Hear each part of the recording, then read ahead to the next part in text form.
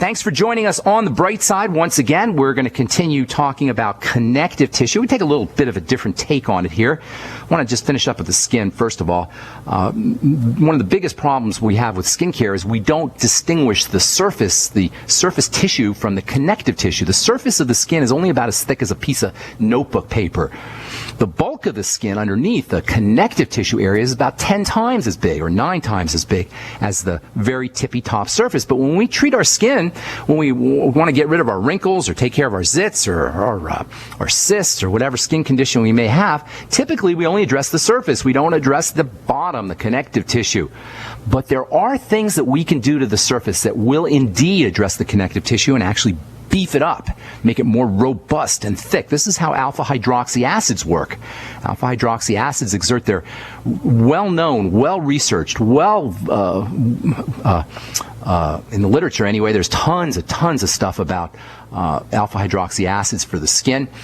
We've known about the importance for alpha hydroxy acids for the skin since the 1930s, 1940s, even in 1950s and 1960s. A lot of papers came out on how important alpha hydroxy acids were for beefing up connective tissue, putting it on the surface, but really getting connective tissue effects. By disrupting the surface, by disrupting skin cells on the surface, we can initiate connective tissue changes. This is so important, and in my opinion, everyone past the age of 30 or maybe 35 should be using an alpha hydroxy acid exfoliator once or twice a week. Glycolic acid is great. Lactic acid can work. You can use grape juice. You can use lemon juice. You can use milk, which has lactic acid in it. You can use wine. Get your Vitamix out, or get a Vitamix. Blend up an entire lemon. Just throw a lemon in with some water, including the seeds and the peels, the whole thing. The seeds and the peels are extremely good for your skin, very medicinal. And then the alpha hydroxy acids in the lemon can help stimulate connective tissue growth, stimulate collagen and all the juicy sugars that are located in the connective tissue, the polysaccharides. You can throw in a little honey. Honey's a good source of enzymes and B vitamins and lactic acid if you want to go all out. You can throw in some turmeric too. Throw in some aloe vera. Throw in a bit of meat tenderizer. Some what do they call that stuff? That papaya meat tenderizer. Accent meat tenderizer. We used to use that on jellyfish stings when I was a kid. But that same kind of meat tenderizer will help exfoliate and soften the stratum corneum. You do it once or twice a month. You get a nice exfoliating effect and a nice collagen stimulating effect. When we think about aging, the saggy, loose look of elderly skin, what we're looking at, folks, is connective tissue breakdown and not enough build up. And by the way, this connective tissue breakdown that's occurring in the skin is also occurring in your blood vessels, because your blood vessels are made up of connective tissue. It's also occurring in your bone, because your bone is connective tissue. Connective tissue breaks down as a unit. So if you're getting wrinkles, your blood vessels are getting wrinkles too. And your bone is getting wrinkles too. And the fascia, the connective tissue that's wrapped around all of your organs, is getting wrinkles too. So you want to treat your wrinkles and your fine lines as your crow's feet, as not an enemy, but as your best friend, because it's pointing you to a connective tissue breakdown that could be shortening your life. And by the way, it's not just build up and break down when it comes to connective tissue defects. There's also diseases that can result in a connective tissue breakdown. It's not just aging. It's not just a deficiency in build up. It could be some kind of autoimmune disease. Connective tissue diseases often involve some kind of autoimmunity. Connective tissue is protein. And when the immune system becomes sensitized to a food protein, when it becomes sensitized to soy protein or to milk protein or to egg protein or whatever kind of protein it's become sensitized to, you run higher risks for an autoimmune disease of the connective tissue. Connective tissue protein looks like soy protein. It looks like bean protein. Connective tissue to the immune system, connective tissue protein is very similar to food protein. So when the immune system becomes sensitized to a specific food protein, it can also become sensitized to connective tissue proteins as well. Autoimmune diseases of the connective tissue, and all autoimmune disease really, need to be first and foremost addressed as food issues and as digestive issues. Simply fasting for a day or two is enough for you to notice improvement in connective tissue autoimmune disease or any connective tissue symptoms, pain, inflammation, and such. So blood vessels, too. That's also connective tissue. If you want to focus on one body system for anti-aging the circulatory system, or anti-aging the connective tissue, I should say, it's the circulatory system. Focus on circulation. Focus on blood. Focus on lymph, too. Lymph is super important. We don't talk about lymph anywhere near enough. I'll tell you what I mean when we come back from our break. I'm Pharmacist Ben. You're listening to The Bright Side on the Genesis Communication Network. Our number is 855-660-4261. We'll be back right after this.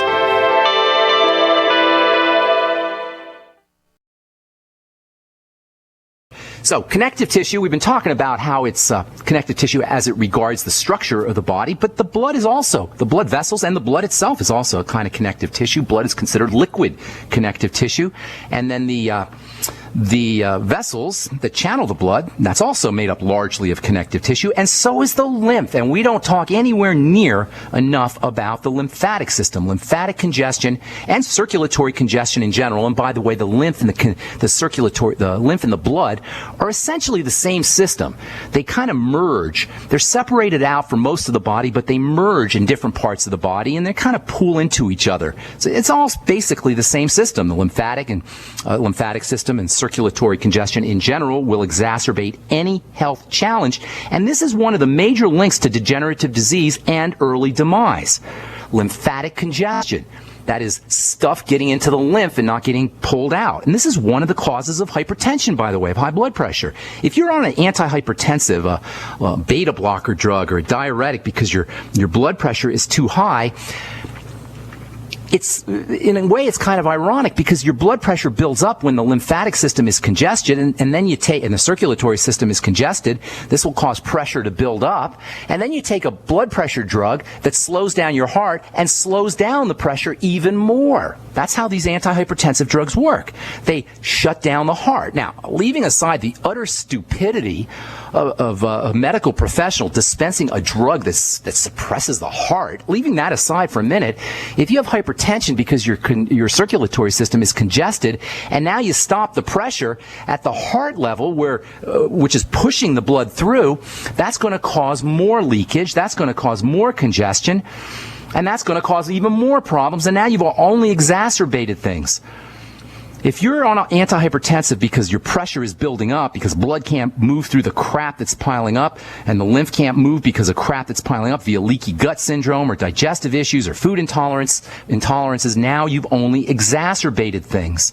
This is so important, this link between the lymphatic system and hypertension. And considering how toxic most of us are, and how clogged up our lymph is, it makes perfect sense that 80 million Americans or more are going to have high blood pressure. Doctors have a great term for high blood pressure when they can't figure out the cause. They call it essential hypertension. And the vast majority of hypertension is said to be essential hypertension. So what does that word essential mean? It means doctors don't know what's causing it. Essential means we don't know why you have high blood pressure. Essential as in it's just basic. It's just part of the wiring. It's not basic. It's not part of the wiring or the plumbing. Essential hypertension means the blood is not moving correctly, and it happens for two reasons, and two reasons only. Actually, it happens for one reason. A body in distress. That's the only reason. We got to cut through the chase of this nonsense of our 12,800 different medical diagnoses and different diseases. No matter what you name your disease, it's a sign of the body in distress. The body is your baby, and your baby is crying. That's what it is. That's all degenerative disease is our baby is crying. And yes, we can take duct tape and wrap it around our baby's mouth, and that's what your antihypertensive does. It takes duct tape and wraps it around your baby's hypertensive mouth, your body's hypertensive mouth, but that's not, you may not have to listen to the baby crying. That's not going to help you. Hypertension and all degenerative disease is the manifestation of a body in distress, secondary to stuff getting into the body, into the blood that shouldn't be there. When fluids don't move around, because things are pooling up, doctors will call that fluid retention. And it's the first thing physicians treat when it comes to high blood pressure. They'll put you on a low-salt diet. It's more medical stupidity. Low-salt diet, please. And even worse, they'll dispense a diuretic which will force your body, compel your body to lose fluid, as well as B vitamins and as well as the electrolytes and all the water-soluble nutrients. One of the worst things, if not the worst thing you can do to a body that's already in distress is give it more toxins that it has to process, and that's exactly what the medical model does via prescription medicine. That's what prescription medicine is all about. This is the dirty little secret of the drug business. The body has to process the drugs through the poison control system. And this is not part of the side effect profile of drugs. You know, you read about the side effect profile of drugs. That's bad enough. Every drug's got side effects. That's bad enough. But the little sneaky little secret that the drug companies don't talk about and that your doctor doesn't even know probably is that the body has to process the drugs through its poison control system. And this is a burden on the body that results in more toxicity in addition to side effects. The load on the liver, the load on the detox enzymes can exacerbate lymphatic congestion. And if we're unhealthy enough to be medicated in the first place, the lymph is usually going to be clogged anyway. Now you've got an added burden, which you may not even notice, even though eventually it's going to take its toll. The worst thing, I'm telling you guys, the worst thing you can ever do, and the sign of an ignorant medical professional, by the way, is to take an antihypertensive or to have a doctor dispense a hypertensive drug for high blood pressure. It is so stupid, it's beyond belief. You're shutting down your heart, number one. That's stupid enough. But then you're only going to clog things up more. You got more. The pumping action, the heart, which represents the pumping action, is now suppressed. That means less drainage of toxins. The body's a pressure system. If you stop the pressure at the heart level, that means less drainage of toxins. And because cells depend on pressure to be fed, cells are fed through the action of pushing, through the action of pressure from the liquid system, the blood and the lymph. That means less nutrition to the cells, and it means less oxygen as well. Less drainage of toxins, less pressure for feeding a cell, and less oxygenation. That's what you get with an antihypertensive drug. Now, who thinks that's intelligent, doctors? Who thinks that makes any sense?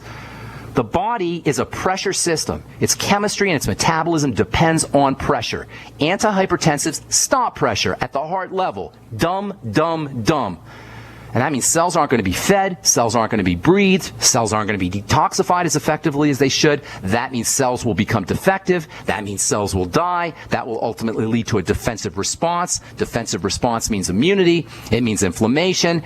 As the body attempts to clean up the mess and protect itself from the mess, of course, that means even more toxicity. And that's where you get your downward vicious spiral of degeneration and early demise. And your doctors are complicit. Now, you can use magnesium 2,000 milligrams a day for high blood pressure. Absolutely. You can use niacin, time release. You can use CoQ10, the Healthy Start Pack, the Mighty 90. They're all important. But as long as you got this toxicity going on, this lymphatic congestion, this blood pressure, circulatory system congestion, you're going to be dealing with high blood pressure. All right, I'm Pharmacist Ben. We're coming back with your phone calls right after this. 855-660-4261 is our number.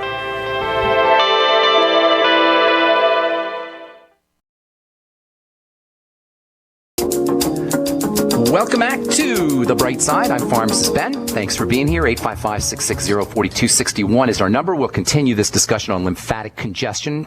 We haven't talked about this anywhere near enough considering how important it is, and circulatory system congestion as it regards connective tissue tomorrow as we continue talking about peptides and proteins, the importance of protein for building things, for building the body up. Protein deficiency is such an important factor when it comes to breakdown.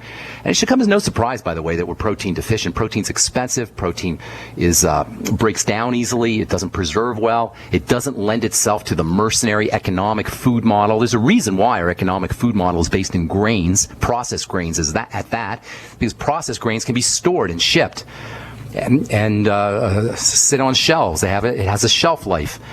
Protein doesn't really have a shelf life. Good protein, anyway, doesn't really have a long shelf life, relatively speaking. Now, processed protein does. That's the problem with processed protein. You know, even whey is a processed protein. This is why you want to be so careful of your whey protein. This is why I talk about One World Whey so much, because it's such a nice protein. It's not easy to find a really high-quality whey protein. Don't go to Costco. Don't go to the supermarket to buy your whey protein. Be very careful about your whey protein. It's a little more expensive to get a quality protein, but you don't want to be skimping on protein. You don't want to be skimping on probiotics either. There's certain nutrients that you don't want to skimp on, probiotics and protein especially. Protein's so darn important. I would say protein deficiencies are one of the major reasons for our degenerative disease crisis that we're dealing with in this country. It's no accident that as we started to get more of our calories from grains 10,000 years ago, that's when really degenerative diseases started to kick in. Especially the last couple hundred years, when we really started to process and learn how to manipulate grains and sugars and high carbohydrate foods. Anyway, that's for another day. We'll continue talking about connective tissue tomorrow. Time to hit our phones, 855-660-4261. Dave in Michigan, welcome to the bright side. What's up, buddy? Hi, Ben. You're not Dave? Is that your middle name or something? Right, I'm sorry. Well, actually, it's a friend of mine has an issue, and this is Dave's wife, Pam. Thank you so much for taking my call, and Sure. you have helped my family so much. I am Thank you. so grateful to you. I appreciate that. The information, though, not me. It's the information. I don't take credit you for are it. better than any schooling that I've ever heard. Oh, thank you. I appreciate that. You are awesome. Okay, what's my going friend on? is. Well, no, you can tell me how awesome I am for a little bit, and then we'll go to. No, I'm just Okay, kidding. you Go ahead. have cured No. my third-stage kidney disease. I have autoimmune system problem that's been going on, and you've taught me about the bone soup and everything. And Oh, good. yes, That's I have awesome. learned so much. And So what's going on? What's going on today? How can we help? Okay, she's 37. She has IgA nephrology, minimal Nephropathy? change disease. Yes. And, Kidney disease. Yes. Okay. You want some help with that? Please, they want her Okay. on chemo. That's And, just silly. IgA is the shortened form for immune globulin A. Immune globulins are also known as antibodies. Antibodies, I love that term, antibodies. They fight bodies, except they don't fight your body. At times they do, but they're supposed to fight the enemy. IgA, there's 5 different antibodies. There's IgA, IgD, IgM. There's various ones. I forgot the different letters here, but in any case, there's 5 different antibodies. The most important one is IgA. The other ones, there are other ones. They're all important, really, but the most important ones are IgA, IgD, G and M are different antibodies. They're found in different parts of the body. But the reason I say IgA is so important, and probably the most important, is because that's the one that's found in the gut. It's found in the lungs. It's found in your tears. It's found in breast milk. It's found in the urinary tract. IgA is our main defense antibody for food. So if you have IgA nephropathy, by definition, you have a food problem. Period. End of story. IgA is an antibody that will combine. It will stick to problem foods or problem food substances, and then that combination of IgA and the food substance will circulate through the blood and hopefully get excreted. However, over time, it starts to pile up because it gets overloaded. And then when it piles up, it starts to clog up the blood. The kidneys are your blood purifying system, and they're made up of unbelievably tiny circulatory vessels. And over time, as these IgA food complexes build up in the blood, they can start to clog up the kidneys. That's what IgA nephropathy is, period. You don't need chemotherapy, people. I will guarantee you with 100% surety, Dave/Pam, if your friend goes on a 3-day fast, they will immediately notice an improvement in their IgA nephropathy. Now, you may have a hard time getting them to do a 3-day fast, but just theoretically, if they did, immediate improvement. Immediatamente, no doctor required, no drugs required, and certainly no toxic poisons like chemotherapy required. More fundamentally, for the long term, your friend has to focus on digestive health and wellness. I know you guys are probably saying, not more digestive health and wellness, not more digestive strategies. I can't help it. This is the core of disease. IgA nephropathy screams digestive problems. Do you know this person well, Pam? Did you say your name was Pam?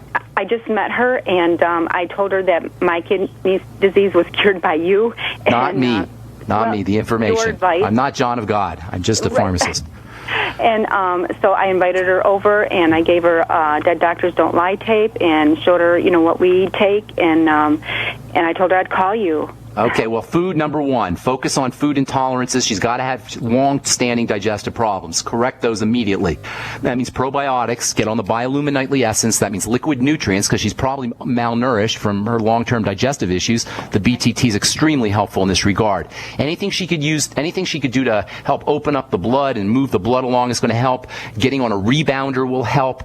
Magnesium, 2 to 3,000 milligrams a day. Magnesium glycinate. The Healthy Start Pack is just a must balanced for everybody. Essential fatty acids are very important. Digestive enzymes after all meals, and digestive enzymes on an empty stomach. Digestive enzymes have a nice blood thinning effect. That's how you want to look at moving the circulatory system around and correcting digestive problems. That's how you deal with kidney issues, especially IgA issues, immune globulin issues. She's got an immune problem. She's got a circulatory problem. Focus on the digestive system. And one more thing, and then focus on moving the blood around. Even something like oxygenation can be very, very important. Practice deep breathing techniques. I'm sorry, go ahead, ma'am. Well, the digestive enzymes, before or after? I suggest... Doesn't really matter. It doesn't, as long as they're in there when you got the food. You know, if you take them at the beginning of your meal, at the end, it's not too much of a difference. But if you take them on an empty stomach, they can have even more blood thinning effects. If you take them with your food, they'll have digestive system effects, and that's good. They'll help you process food. And sometimes just enzymes will help you eliminate food intolerances. So, and use apple cider vinegar, by the way, with your enzymes. But on an empty stomach, they can have blood thinning effects. They can help break up clogs in the blood and in the lymph. Okay, All right. I got that. You talked to Dave a couple weeks ago, and he was suggesting the bioalternative.net for the colostrum.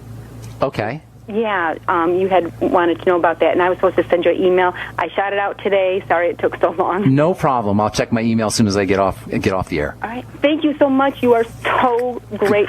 God bless you. Thank you. Appreciate it. I appreciate that. Thank you so much. Have a beautiful day. God bless. All right. Moving on. Let's see if we can take a call here before we get to our break here. Lori in California. Welcome to the Bright Side. What's up? Hi. Hi. Sorry, I didn't hear my name. Pharmacist Ben, my name's Lori, and Hi, Lori. I have a very similar question to that prior call. I have glomerulonephritis, and I'm probably killing the verbiage. That's a tongue twister. I take the Cinepro, 20 milligrams once a day, and I'm wondering if I could drop that and what you'd recommend. Hang tight. I'll talk to you about lisinopril and glomerular nephritis when we come back from our break. Hang tight, Lori. All right, I'm Pharmacist Ben. You're listening to The Bright Side. We'll be back after this.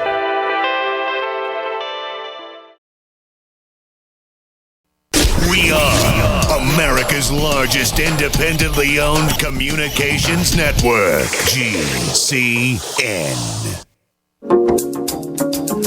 All right, we're back on The Bright Side, talking about the glomerular nephritis.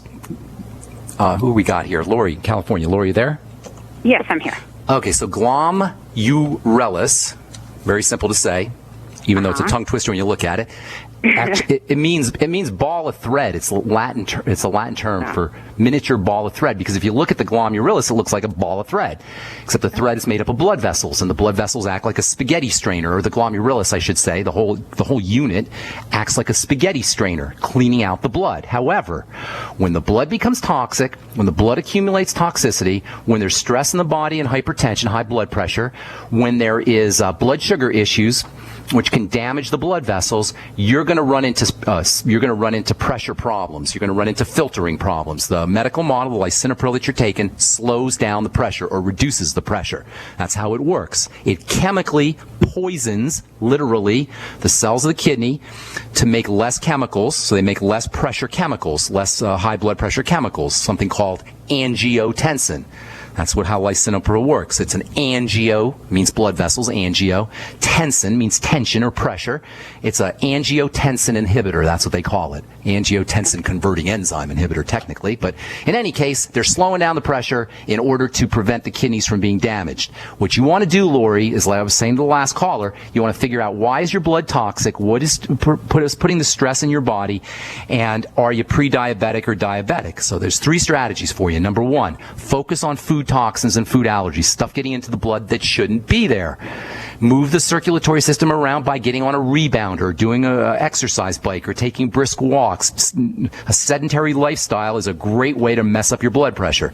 So move your body around. Number 1, focus on digestive system. Number 2, move your body around. Number 3, take supplements that will help improve blood supply and help improve the health of the blood. Magnesium, very important. The biolumin nightly essence, very important. important. Digestive enzymes. These are all the things we just talked about. The B complex, super important for the blood, especially niacin. I'd be on 200 milligrams a day of timed release niacin. Oxygenation is very important, making sure you're using your deep breathing techniques. And last but most certainly not least, please make sure you're controlling your blood sugar by using more protein, not willpower, using more protein throughout the day. As long as you don't have an allergy to whey protein, it's the best. Egg protein is also good. Meat is not quite as good because you got to deal with all the stuff that's in meat. But if you want meat, that's, at least that's a source of protein. The best way to reduce your blood sugar, you guys, and by the way, Lori, glomerulonephritis, all kidney diseases are signs of blood sugar problems. The best way to lower your blood sugar, reduce your blood sugar concentration, is to eat more protein. And also drinking water drinking a lot of water throughout the day can help, always making sure you're using your Beyond Tangy Tangerine. You have so many strategies here, Lori. There's no need for prescription drugs. These are all ways that you can get yourself off that ACE inhibitor, that lisinopril, and also help your kidneys too. Is that helpful, ma'am? I've got a couple other questions. Sure. Is it possible to have high blood sugar without it ever showing up anywhere? Because I don't have that result. Well, you don't know. How do you know? On your panels and stuff? On your blood tests? Yes, and absolutely. I've been doing this Absolutely. every 6 months for absolutely. High blood pressure occurs on a continuum. It's not like a switch. It's not like one. Yeah, go ahead. I was asking about high blood sugar. I'm sorry. That's what I meant to say. High blood sugar occurs on a continuum. It's not like there's one switch and all of a sudden you have high blood sugar. It occurs gradually. The marker for high blood sugar in doctor talk is 120 milligrams of sugar per deciliter of blood. But at 119, you still got a problem. 118, you still got a problem. So you can't go by the test. You got to go by the effects in the body. And it's very rare. Also, it's very rare that you're going to have a kidney problem without a blood sugar problem, and almost everybody has blood sugar problems. Go ahead, ma'am. Okay, here's what I was told, just so you have a little backdrop, and maybe this is all false, but I'm a marathon runner. I'm a vegan. I do everything in my power to, maintain a healthy environment for my kidneys, including yoga. Marathon running puts a major stress on the body. This is not a healthy thing to do, marathon running, unless you're doing all the parameters. You're putting a big time burden on the body. Big time burden on the body with marathon running. Marathon running is not a healthy thing to do. Well, let me just be very clear here. When you exercise, you want to exercise in quick bursts, and you want to make sure that you're replacing those nutrients. Marathon running without replacing nutrients can put a tremendous load on the body. It's not in your interest. So you got to be very careful about what you... And same with being on a vegan diet. I don't mean to interrupt you, but same with being on a vegan diet. A vegan diet is high in sugar, and that's disaster for the kidney. So you may almost certainly have some kind of a blood sugar problem, and you almost certainly have been putting a burden on your body. Be kind to your body, Lori. Love your body. I do take the Rebound, so that's good, and that's helpful. I take the Beyond Tangy Tangerine, and I just recently started doing the Osteo FX. So those are all good. I'm more concerned. And all the other things. Okay, yes.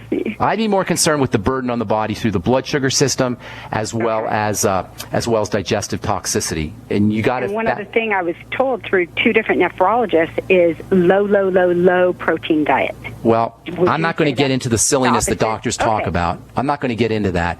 But it's true that the kidneys are going to process that protein, so you're going to put a burden on the kidneys if you don't take care of the kidneys. But that's not a reason to deprive yourself of protein. In fact, that's more stupidity. Stupidity. Okay, so you are going to put a load on the kidneys, though, and you do have to make sure that you're taking care of your kidneys on all of these other fronts. However, you do need the protein. It's absolutely vital for the building process and to keep you from munching on the sugar, and that means bread and sweet vegetables, etc. Okay. All right? All right. God bless. Good luck with everything. I cannot believe doctors say that. Low protein. I know they do, but all right. Robert in Texas, what's up? Welcome to the bright side. Robert, going once. Oh, yes, sir. Hey, yes, sir. What's up? I was wanting to ask you something. You didn't ever talk about testosterone and estrogen. Yes. What do you want to know? Yeah, I just want to know, how do you build it back up? Okay. That's a good question. Testosterone and estrogen live in balance.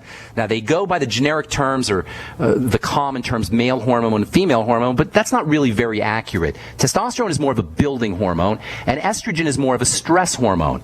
So these two things live in balance. The more body fat you're carrying, the more estrogen you're going to be producing, and the less testosterone effects you're going to have. So the number one way to up your testosterone is to lose the body fat. That's the first thing you want to do. The second thing you want to do is you want to resensitize your body to insulin. These are two, and these don't even, we're not even talking about the hormones directly here. Losing body fat and helping your resensitizing your body to insulin are the two of the most important strategies for beefing up male hormone effects. And you will find that associated with low T, so-called low T, and by the way, the literature on testosterone replacement is not good. There's a lot of negative stuff coming out about testosterone replacement, which is understandable because you don't want to screw around with your hormones medically. So first and foremost, losing body fat. You'll notice that everybody who's dealing with low T is carrying around a lot of body fat. You'll also notice that everybody with low T is also insulin resistant. So you need to resensitize the body to insulin by reducing caloric intake and upping your protein. Those are the two most important things to do in addition to losing body fat, and that'll help you lose body fat also. Caloric restriction, eating less food, intermittent fasting also is a great strategy for building testosterone. And bodybuilders, listen up. If you're a bodybuilder, weightlifter, athlete, intermittent fasting is an awesome way to build muscle. And the more muscle you're carrying, the more male hormone you're going to be making as well. So caloric restriction, intermittent fasting, reducing your blood sugar and reducing your intake of sugars to resensitize that insulin, resensitize your body to insulin, and lowering your body fat. Those are the most important strategies, in my opinion, for helping boost testosterone levels. There's also building nutrients that you want to take. Testosterone, remember, is a building substance. The body is always either built in net building mode or net breakdown mode. If you're low T, you're in net breakdown mode. Your body's beginning to break down. We want to reverse that. Losing body fat's important, and reducing blood sugar is also important, and reducing calories is important, but then there's great supplements for building testosterone, for turning on the anabolic system. Protein, for sure, whey protein, the best. Egg protein is good too for building. Zinc is your major anabolic, major building mineral. Everybody who's interested in building tissue should be on, and that's all of us, should be on 50 milligrams a day of zinc picolinate with vitamin A. Vitamin A and zinc work together. Vitamin A is the most important of the building vitamins. So your most important building mineral is zinc. Your most important building vitamin is vitamin A. 20,000 international units a day of vitamin A. And then make sure you're on the Healthy Start Pack as well. Make sure you're using the Beyond Tangy Tangerine all day long, sipping on it all day long. Make sure you're getting your essential fatty acids, the ultimate EFAs. Again, the EFAs are majorly building. You can't make protein without fat. That is nutritional fat. That is good fat. So getting on the ultimate EFAs is also a very important strategy. These are all ways that you can build your testosterone up without resorting to hormone replacement, which is never a good idea. You don't want to be pharmacologically manipulating your hormones if you don't have to. All right, there's so much more to talk about, but that's all we got time for today. Tomorrow we'll continue talking about connective tissue. I'm sorry if we left you on hold. Call back tomorrow and tell our call screener that we left you on hold. We'll get you first up tomorrow on the bright side.